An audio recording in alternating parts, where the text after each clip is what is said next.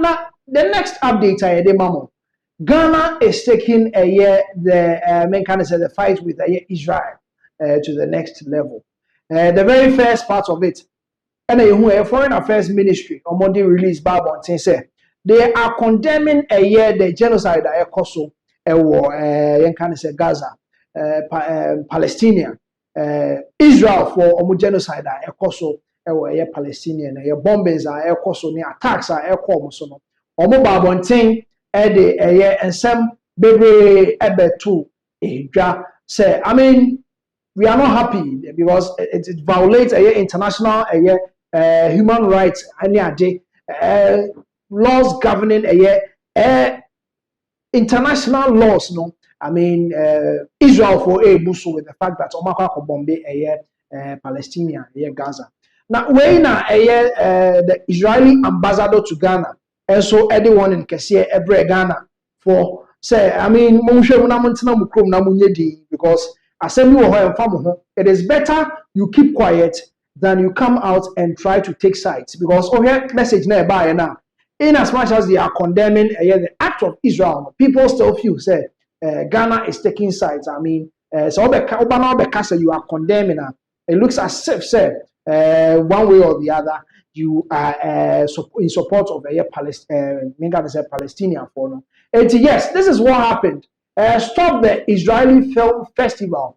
And now Israel for Israeli Film Festival. It was Silverbird cinema. That was on 16th in Accra here, 16th to 20th of September 2025. Now Ghana for be demonstration kese pa na eshia omo on your screens. One of the guys t-shirt was say free Palestine. That was the demonstration.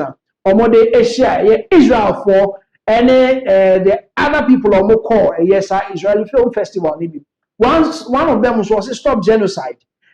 Some of these people are Ghanaians. Trying to, I mean, voice out their displeasure as against what is really going on. And see, this is the demonstration that was hit by the Israel committee, and as a community, they were supposed to go to the Silverbird Cinema to grace the occasion for Israeli Film Festival. And let's look at this post by Ghana Chronicles. Yesterday, some Ghanaians staged the protest at the Silverbird Cinema against Israel's genocide in Gaza during the premiere of a so-called festival movie organized by the Israeli Embassy of Ghana. Yes, this is what happens. So we have some screenshots.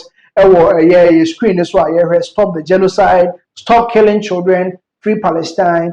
This is the kind of demonstration or protest. Protester. Some Ghanaians, Israeli community, Ghana, including their Israeli ambassador and the Israeli embassy as a whole. This is happening right after Ghana received a warning from the Israeli ambassador to Ghana. Now, wait, and a foreign affairs minister, and so the St0rm Abetuja with what is currently going on with a reply to the Israeli ambassador in some they are trying to warn Ghana against St0rm international and in St0rm say so Ghana should stay put. You can as well be neutral rather than say you try to condemn one and then try to appraise or take sides with the other one. Now, foreign affairs minister also the St0rm about these issues between Ghana and Israel. Now, foreign affairs minister Samuel Okujeto Ablakwa and some of the two. That should tell you that we are doing something right. So we are friends of all, enemies of none. Enemies of but none. Is it always a good thing? For example, you said we are friends with both Israel and Qatar. I think the UN this week has said that Israel has committed genocide against Palestinians in the Gaza Strip. This is the UN Independent International Commission of Inquiry on the occupied Palestinian territory. I'm quoting their report, which was released September 16. Yes. Clearly, the body that brings the world together has a position. Should Ghana say, because you are friends to both, we shouldn't take a definite stance on a critical issue like this? So as I've been telling the diplomats when I meet them, that our culture is that even though we are good friends with you, a good friend is the one who is able to look you in the face and say, look, this time you didn't get it right. This path you have pursued is a wrong course. So we have great ties with the Israelis, with the Palestinians. They've all established fiscal, diplomatic presence here. We haven't declared any of them persona non grata. We've not cut ties with any of them. But we are able to point out, we agree that what is going on in the Gaza Strip is genocide. We haven't minced words at all. I've had the opportunity to engage my counterpart, the foreign minister in Israel, the ambassador here, and we've made clear our point.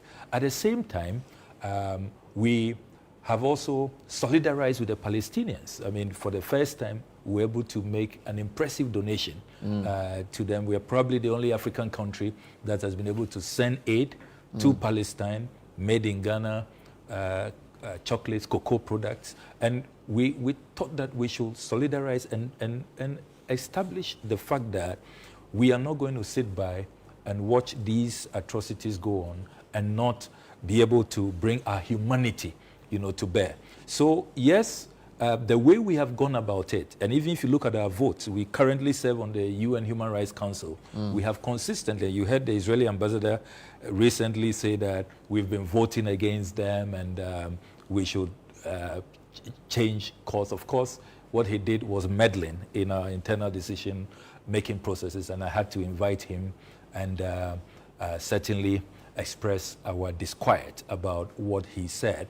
And I mean, he's since, desisted from that kind of conduct. But you see our voting pattern, and it's clear that we are aligned with the UN, we are aligned with the larger part of the international community. If you look at the recent vote on the Palestinian question, 142 countries voted for the resolution against what is going on in Palestine. And Ghana was there. We're on the right side of history. We didn't join those 10 countries who voted against and the 12 who abstained. We should tell you that even though we are conscious to be good friends of all, but it is... On certain matters, you take principled positions. We take principled positions on those matters, and we don't allow the friendship and the good relations to mar, because it's about international law, it's about the respect for the UN Charter, it's about sovereignty, and so it's about that point is UN clear. resolutions. So our voting pattern for Israel, but in relation, on the Israel matter, in relation to the UN General Assembly next week, I don't know if I'm getting ahead of myself, will the president make a statement on what's happening in Gaza? Absolutely, absolutely. And if you follow the president's speeches at the United Nations, he's been very consistent. He will remind the world that we must recommit to the two-state solution. He disagrees with Netanyahu, who says that there can be only one state and that they have to clear the Gaza Strip. That is not a position consistent with the UN Charter. So the president will make clear that Ghana remains committed to the two-state solution. Of course, you will expect him to also speak on the Cuban blockade. He has been very, very consistent on that. There's been no UN speech, if you go through all his UN speeches, where he doesn't condemn the sanctions, the US sanctions on Cuba.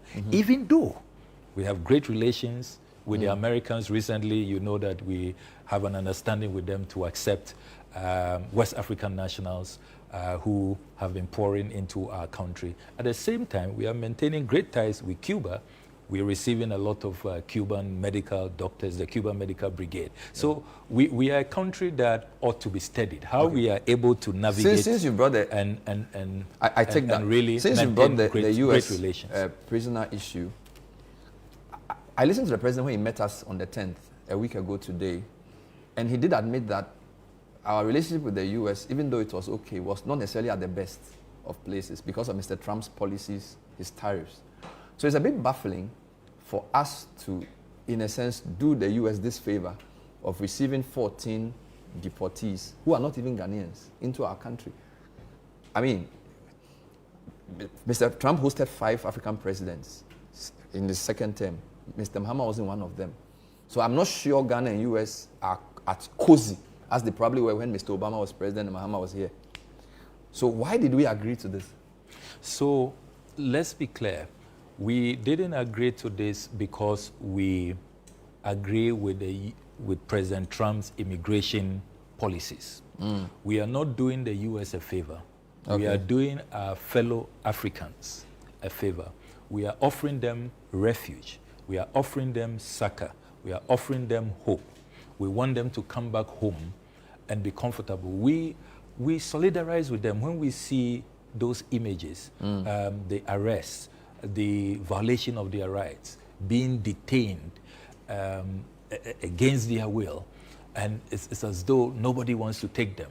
So it was purely on humanitarian basis, and we have made clear that we did not accept any financial benefit whatsoever.